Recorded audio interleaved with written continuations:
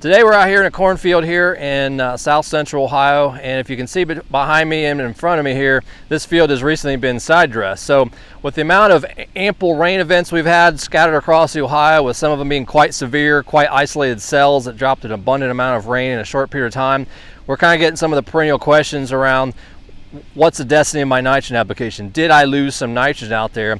And the short answer is yes, and the short answer is no. So all depend on your source. So if we take UAN 28% urea ammonium nitrate fertilizer, for example, which is very commonly used in a side dress situation, using burn down, if you break down that component of that 28% urea ammonium nitrate, 14% or half of that is in the urea fraction. Then we have 7% is in the ammonium fraction. Then we have 7% that's in the nitrate fraction. So when you think about that, urea hydrolyzes and breaks down and becomes ammonium in the soil eventually. And then you have the ammonium component, and those are very stable in our soils.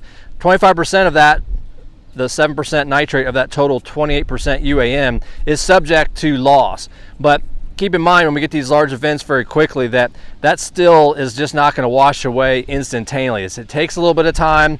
Microbes still got to work on it to some degree, but that will be the fraction that, if unprotected from a stabilizer of some degree, that we could be subject to loss. So we don't want you guys to be concerned that, if you got a proverbial frog drowner, that I lost all my nitrogen. Same thing with urea. If you're using dry products over the top, once that hydrolyzes, picks up water, it turns into urea.